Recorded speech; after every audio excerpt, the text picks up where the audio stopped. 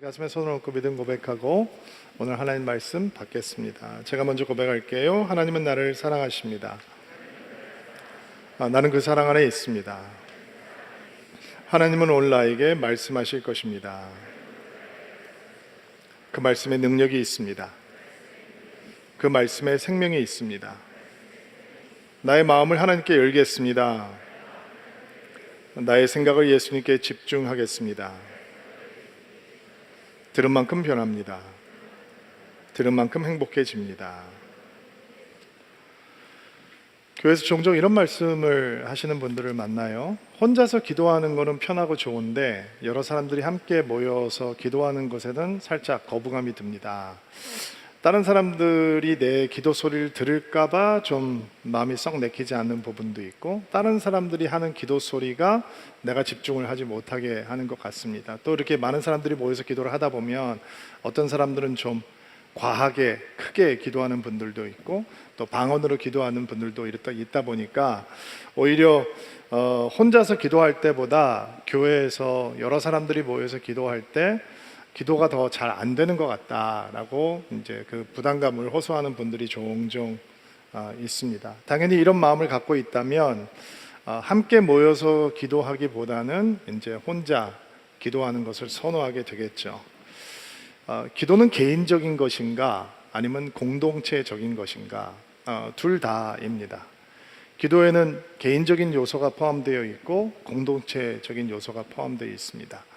골방에 들어가서 하나님을 독대하는 것이 기도이고, 성도들이 함께 모여서 부르짖는 것이 기도입니다. 기도에는 반드시 이 두 가지가 같이 존재해야 합니다. 오늘 예수님께서 저희들에게 주시는 말씀을 가슴에다 심어 놓으세요. 19절 20절 말씀, 마태복음 18장 같이 한번 다시 읽어보겠습니다. 읽겠습니다. 시작. 다시 너희에게 진정으로 말한다. 너희 가운데 두 사람이 이 세상에서 마음을 같이하여 무엇을 구하면 하늘에 계신 내 아버지께서 이루실 것이다. 두세 사람이 나의 이름으로 모인 곳에는 나도 그들 가운데 있을 것이다. 두 사람이 마음을 같이해서 기도하면 하늘에 계신 하나님께서 반드시 들어주실 것이다. 두세 사람이 내 이름으로 모신 곳에 나도 거기에 있을 것이다. 아직 교회가 생기기 전이잖아요.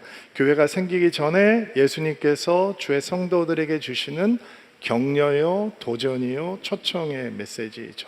교회가 무엇을 해야 하는 곳인가를 보여주기도 합니다.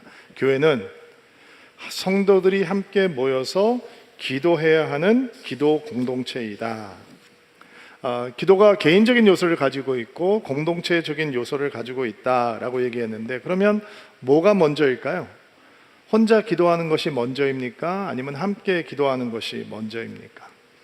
사실 사람들이 자기가 알아서 스스로 혼자 기도할 수 있으면 얼마나 좋겠어요. 얼마나 좋겠어요. 근데 그게 잘 안 된단 말이죠. 우리가 연약한 사람들이, 의지도 약하고 작심삼일 같은 모습들이 우리 안에 있으니까. 여러분, 골방이 중요하다라는 거 모르는 사람이 누가 있어요?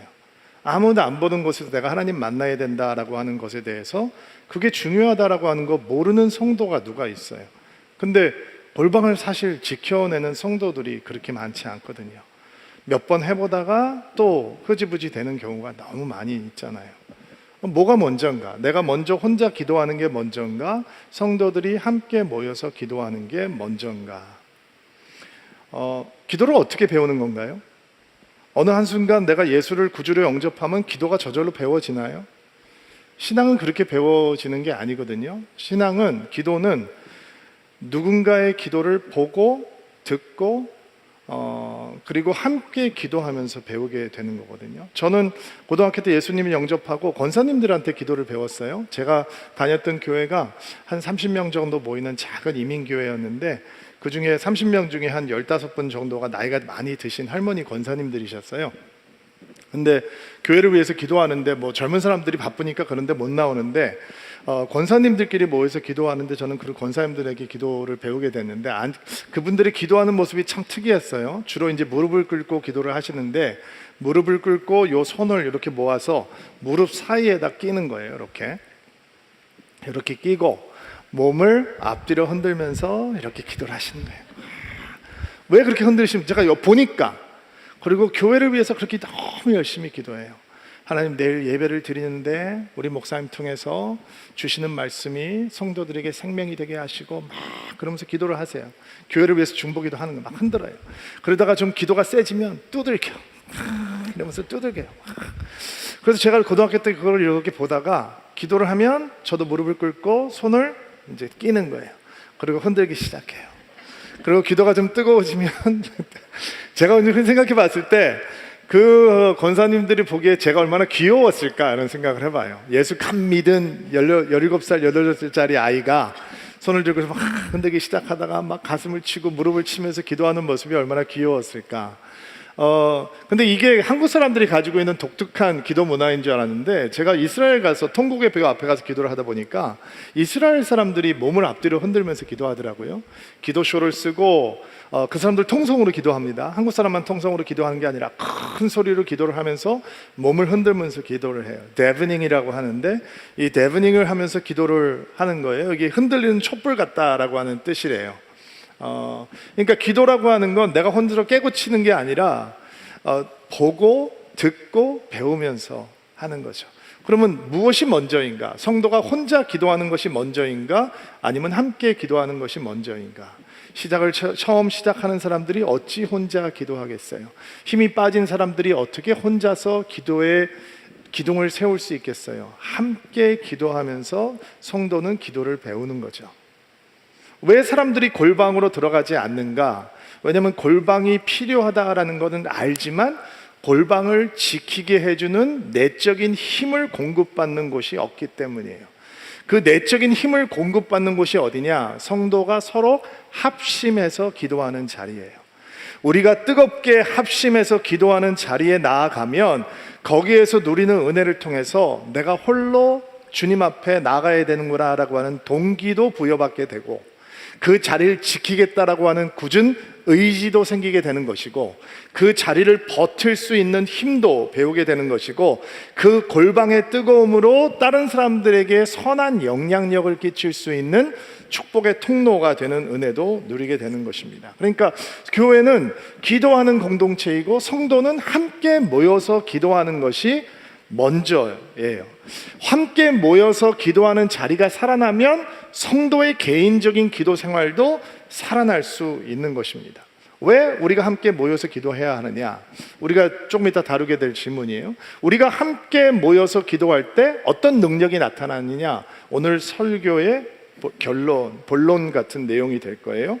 자, 우리가 왜 함께 모여서 기도해야 하느냐? 말씀을 몇 군데 찾아보면서 답을 찾으려고 하는데, 출애굽기 17장 9절부터 13절 말씀이에요. 여러분이 먼저 9절 읽어주세요. 시작. 모세가 여호수아에게 말했습니다. 싸우러 나가거라. 내가 내일 하나님의 지팡이를 손에 들고 언덕 꼭대기에 서 있겠다. 그래야 여호수아는 모세의 말대로 아말렉 사람들과 싸우러 나갔습니다. 한편 모세와 아론과 훌은 언덕 꼭대기로 올라갔습니다. 11절.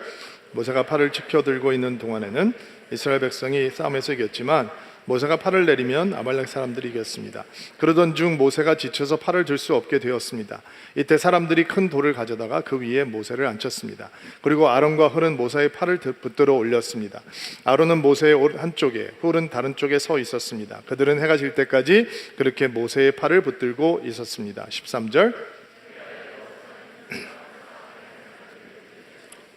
자, 출애굽한 이스라엘 백성들이 강한 적을 만났어요. 아말렉 족속들이 이스라엘 군대를 치러 나오는데 전쟁을 벌이는 거죠.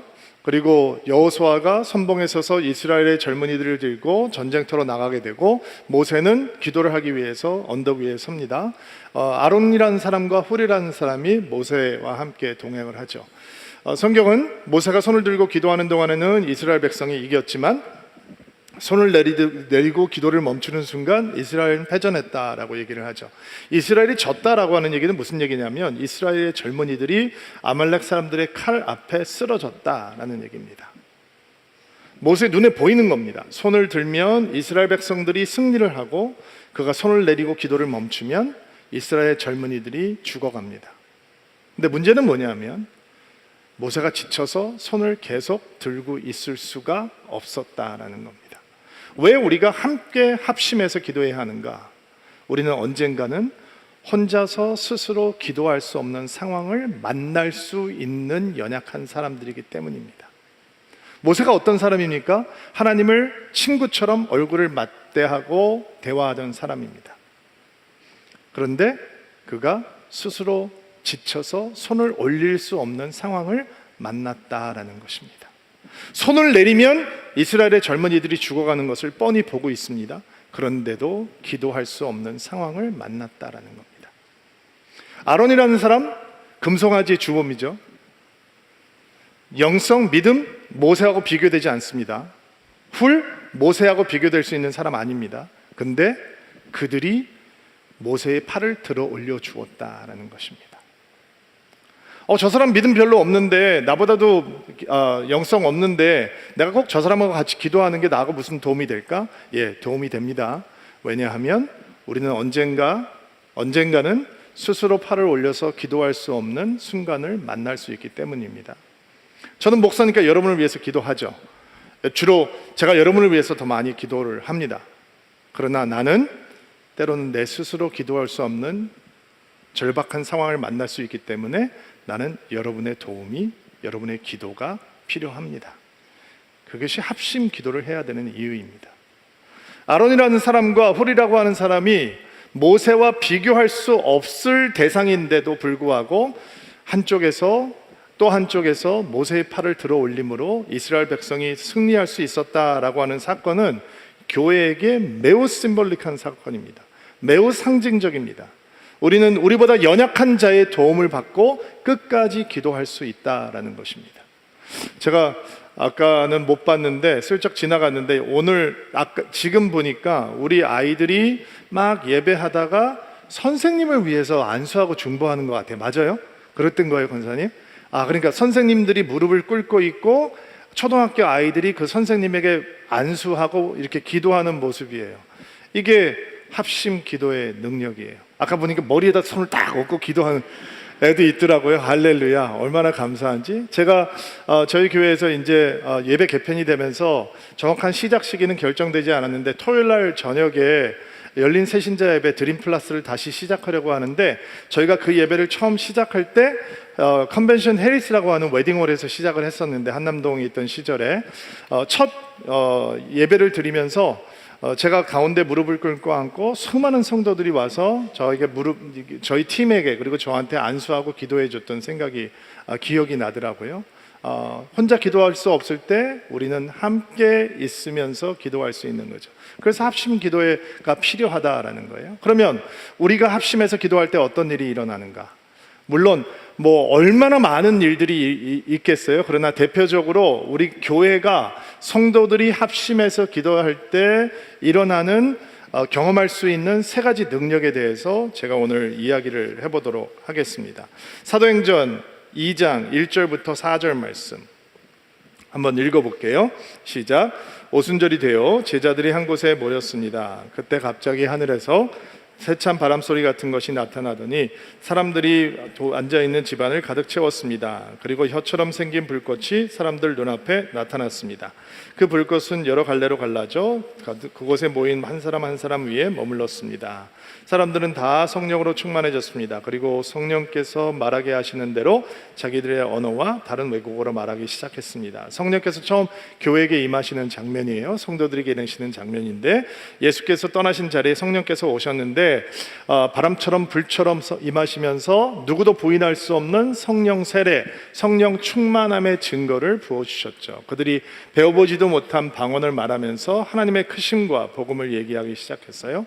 그들이 무엇을 하다가 성령 충만을 받았는가? 밥 먹고 파티하다 받은 거 아니잖아요. 어떻게 교회를 더 효과적으로 운영할 수 있는지 회의하다 성령 받은 게 아니잖아요. 예수님께서 제자들을 예루살렘에 남겨놓으시면서 뭐라고 말씀하셨어요? 예루살렘을 떠나지 말고 아버지의 약속하신 성령을 기다리라. 그들이 무엇을 하면서 기다렸나요? 사도행전 1장 13절과 14절 말씀을 보니까 예수님의 제자들과 예수님의 어머니와 여인들과 120명의 사람들이 마음을 함께해서 한 마음으로 기도했다라고 얘기하잖아요. 기도하는 가운데 성령께서 충만히 임해 오시는 거예요. 합심 기도의 능력은 무엇이냐? 성령 충만이 이루어지는 통로가 된다라는 거예요. 그럼 목사님 혼자 기도하면 성령 충만 없는 겁니까? 그런 게 아니고 교회가 함께 모여서 기도할 때 성령께서 강력하게 역사하신다라는 거예요. 그것은 언약이고 약속이고 표징이잖아요. 표적이 되는 거예요, 우리에게. 우리가 함께 모여서 기도할 때 내 스스로 경험할 수 없는 놀라운 이 영적인 사건들이, 성령의 사건들이 우리 가운데 일어날 수 있다라고 하는 것이 성경이 우리에게 가르쳐주고 있는 약속이에요. 120명의 사람들 가운데 이름이 알려지지 않은 사람도 있잖아요. 큰 일을 하지 않은 사람도 있잖아요. 120명이 앉아있으면 여러 가지 사람들이 섞여 있지 않겠어요? 어떤 사람은 믿음이 뜨거운 사람이 있고, 어떤 사람은 믿음이 식은 사람도 있고, 어떤 사람은 담대한 사람이 있고, 어떤 사람은 두려운 사람이 있고, 베드로처럼 목숨을 걸고 복음을 전할 수 있는 사람이 있지만 자기 부르심에 대해서 확신을 못하고 있는 사람들도 있고, 남자도 있고 여자도 있고 젊은 사람도 있고 나이 든 사람도 있고, 온갖 사람들이 섞여 있는 거 아니에요. 그런데 함께 기도할 때 베드로, 요한, 야고보 같은 사람들만 성령으로 충만하게 된 것이 아니라 이름도 알려지지 않은 성도들조차 성령의 충만함을 입고 성령께서 은행하시는 대로 방언을 말하기 시작했다라는 거예요. 그러니까 성도들이 함께 모여서 기도할 때 성령 충만이 이루어진다라는 거예요. 한국 교회가 부흥하던 시절이 있었죠. 그때는 사람들이 시간이 널널해서 열심히 모였던 거 아니에요. 그때 먹고 살기 더 힘들었습니다. 그때는 칼퇴근 없었습니다. 그때 야근도 많이 했습니다. 근데 수요일 날이 되면 성도들이 교회에 모여서 기도했다고요. 저녁에 아무리 힘들어도 집사님들, 권사님들, 장로님들 교회에 오셔서 기도했어요. 교회가 부흥하면 교회마다 기도원을 졌어요. 그리고 기도원에 성도들이 모여서 하나님의 이름을 부르면서 합심하며 기도했어요. 그때 에어컨 있었나요? 에어컨 없었죠. 더워도 땀을 뻘뻘 흘리면서 열심히 기도했어요. 불편하다고 얘기하지 않았어요. 1시간, 2시간 무릎 꿇고 기도하는 건 아무것도 아니에요. 우리 기도왕석 2년 전에 만들어졌는데 그때 우리 어머님, 할머님 세대에는 마룻바닥에 그냥 무릎 꿇고 기도하는 거예요. 하나님 앞에 부르짖고. 그리고 한국 교회는 세계가 주목할 부흥을 경험했어요. 놀라운 부흥이죠. 가능했던 교회가 선교사를 보내는 교회들로 돌변하기 시작했어요. 그런데 어느 한순간부터 교회가 사람들이 많이 모이는데도 불구하고 갑자기 주중 예배 안 나와도 되는 분위기로 변하기 시작했어요. 장로도 수요일날 안 나오고, 권사도 안 나오고, 집사도 안 나오고, 목사도 안 나오고, 담당자만 나오고. 지금 큰 교회 가서 수요일날 저녁에 예배 가보세요. 사람들이 와 있나요? 텅텅 비었어요.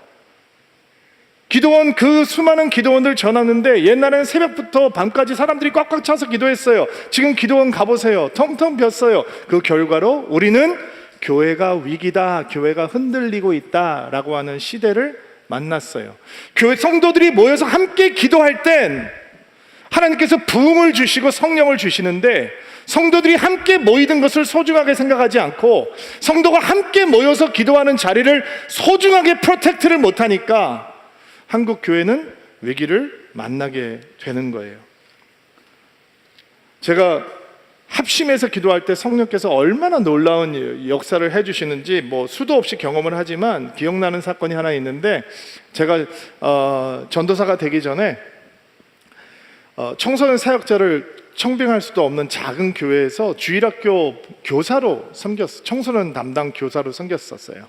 아이들이 아마 15명 이렇게 나오는 조그만 교회였는데, 제가 기타 치고 찬양하고 기타 내려놓고 설교하고, 교회 암흑 시대죠. 제가 찬양 인도를 했다는 건 교회 암흑 시대예요. 막 찬양하고 했는데, 여름방학, 겨울방학이 되면 그 15명 애들, 20명 애들 데리고 수련회를 가요. 수련회를 가서 예배를 인도하는 거예요. 여러분 상상해 보세요. 아니, 이렇게 악기가 다 세팅이 되고 이렇게 해야 우리 아이들 여기서 막 세팅해놓고 조명도 막 돌고 그래, 애들이 막 분위기도 좋아지는 거지. 제가 기타 하나 메고 못 치는 코드도 많은데 그렇게 한다고 그렇게 예배가 대단하겠어요? 3일 동안 아이들 열심히 예배하고 열심히 기도하고 마지막 예배가 됐어요. 짐 다 타에다 실어놓고 마지막으로 이제 예배를 시작했는데, 서로 안수하며 이제 기도하고서 떠나는 시간이었어요. 근데 성령께서 오셨어요. 아이들이 합심하면서 기도하는데 성령께서 오신 거예요. 어떻게 오신 줄 알았느냐? 아이들이 통곡을 하면서 기도를 하기 시작하는 거예요. 가슴을 치고 회개하고 죄를 고백하고 방언이 터지고 막 아이들이 막 춤을 추면서 찬양을 하고 울부짖으면서 하나님께 기도하는 거예요. 신기하더라고요. 근데 30분, 1시간이 지나도 기도가 끝나질 않는 거예요. 제가 시키는 게 아니고 아이들이 하는 거예요. 중학교부터 고등학교까지 다 성령 받고 지금 막 변화를 경험하는 거죠. 1시간이 지나고 2시간이 됐는데도 끝나지 않는 거예요. 바깥에서는 이 장소를 사용하기 위한 다른 교회가 기다리고 대기를 하고 있어요. 근데 우리가 안 나오니까 항의하러 들어오셨어요, 전도사님이. 그리고 와서 아이들의 모습을 보고 바깥에 나가서 이렇게 얘기를 하는 거예요. 지금 저 안에 성령이 오셨어. 저 안에 성령이 오셨기 때문에 우리는 저 안에서 성령께서 행하시는 일을 온전히 행하시도록, 빨리 행하시도록 기도해야 돼. 그리고 바깥에서 기다리고 있고 6시간을 그들이 대기했어요. 끝나지가 않더라고요. 어느 누구도 불평을 하지 않아요. 성도가 합심해서 기도할 때 어떤 일이 있느냐? 성령이 역사하기 시작하는 거예요. 그러면 여러분들이 성령 경험하려면 어떻게 하시면 돼요? 합심해서 기도하는 자리 나오시면 되는 거예요. 우리 교회에서는 그런 자리가 어떤 자리예요? 금요일 날 저녁에 기도하는 자리가 그 자리고, 오전에 중보기도 팀들 모여서 기도하는 자리가 그런 자리고, 새벽에 성도들이 모여서 기도하는 자리가 그런 자리고, 아무튼 그런 기도 모임에 나오시면 합심해서 기도할 때 우리에게 성령의 충만함이 주어지고 서울 드림교회에 성령의 충만함이 주어지는 것을 믿으시기를 주의 이름으로 축복합니다. 또 합심 기도의 능력은 무엇이냐? 복음의 영역이 넓어진다라는 거예요. 기도하는 그 공동체를 통해서 복음의 영역이 넓어지는 거예요. 사도행전 13장 1절부터 3절 말씀 같이 한번 읽어볼게요. 한 목소리 읽어주세요. 시작. 안디옥 교회에는 예언자와 교사들이 있었습니다. 그들은 바나바와 구레네 사람 누기오와 분봉한 헤롯 안티파스와 함께 자라난 미나인과 사울입니다. 그들이 주님께 예배드리며 금식하고 있을 때에 성령께서 그들에게 말씀하셨습니다. 바나바와 사울을 따로 세워 내가 그들에게 맡긴 일을 하게 하여라. 그래서 그들은 금식과 기도를 마친 뒤에 바나바와 사울에게 손을 얹고 그들을 떠나 보냈습니다. 시리아 안티옥 교회 얘기예요. 바나바와 사울은 거기에 담임 목사 같은 존재예요. 그들이 금식하고 예배하고 주를 섬기고 기도했을 때 성령께서 그들에게 바나바와 사울을 떼서 선교사로 보내라 라고 말씀을 하신 거예요. 시리아 안티옥 교회가 굉장히 유니크한 교회거든요. 유대인들로 이루어져 있는 것이 아니라 다양한 종족들로 이루어져 있던 교회였어요. 그런데 거기서도 할 일이 얼마나 많이 남아있는데 시리아에서도 얼마나 많은 사람들이 예수님의 복음을 들어야 되는데 선교사로 보내라라는 거예요. 우리가 합심해서 기도할 때 무슨 일이 일어나는가? 복음의 영역이 넓어지기 시작하는 거예요. 우리가 합심해서 기도하면 선교사들이 자꾸 나오는 거예요. 우리가 지난주에 하나님께서 행하고 있는 놀라운 일을 우리 이명희 선교사님을 위해서 통해서 들었습니다.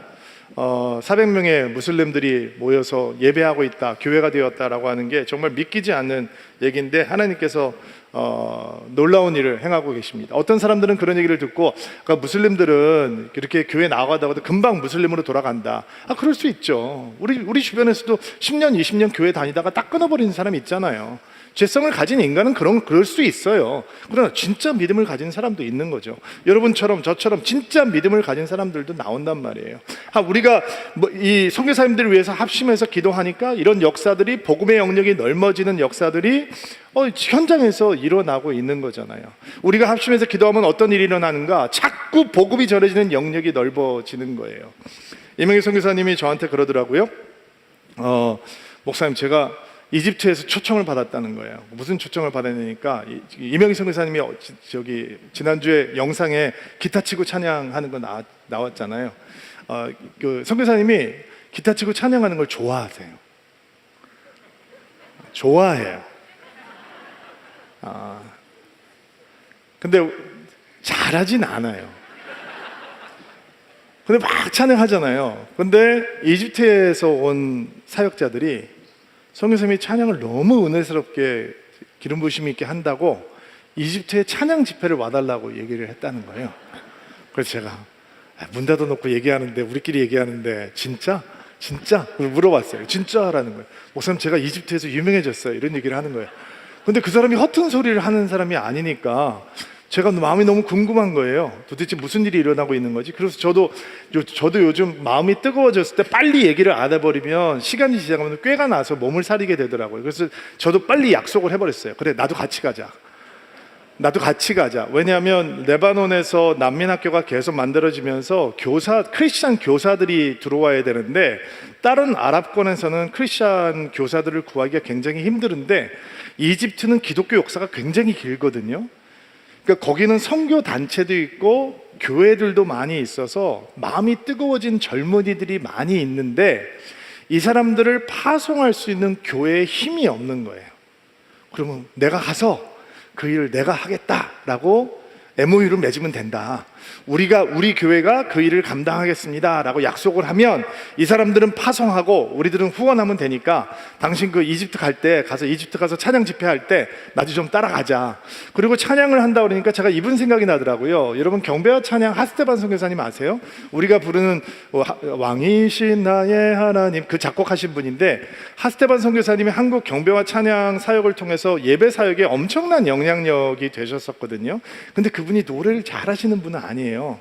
그렇다고 뭐 노래를 못하는 건 아니지만 이렇게 노래를 잘하시는 분이 아닌데 엄청난 기름 부으심이 있는 분이잖아요. 그래서 제가 얘기를 들으면서 이명임 목사가 그 아랍권에서 하스반 선교사님이 되고 있나 보다, 이런 생각이 들었어요.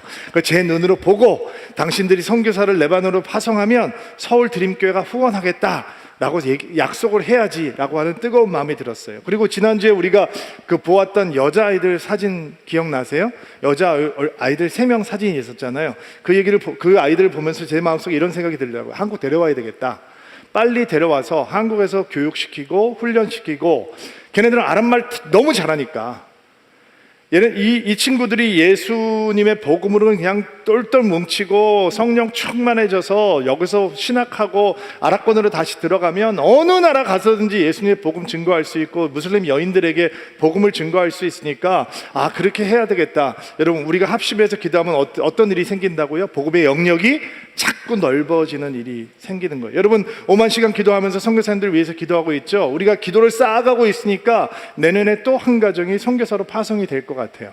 그러니까 항상 기억하실 건, 우리가 합심하고 기도할 때 하나님의 능력이 나타나는데 그 능력 중에 하나는 복음의 영역이 넓어지는 것이다. 하나 더 나누고 오늘 말씀 마무리할게요.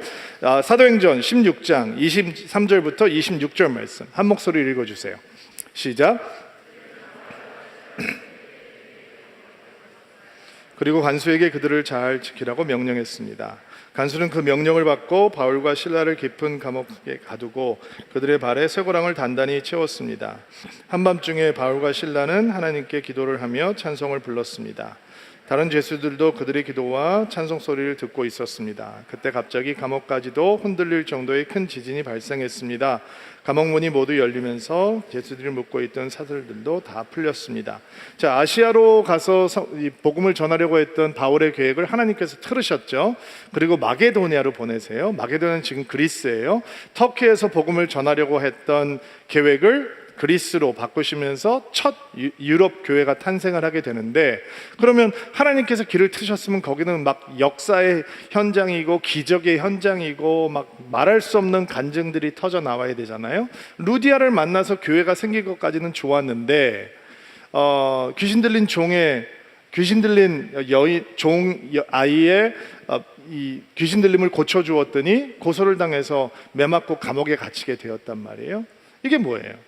하나님께서 가라고 그랬더니 매 맞고 감옥 들어가. 누가 그런 선교를 하기 원하겠어요? 조롱받고 분한 환경인 거죠.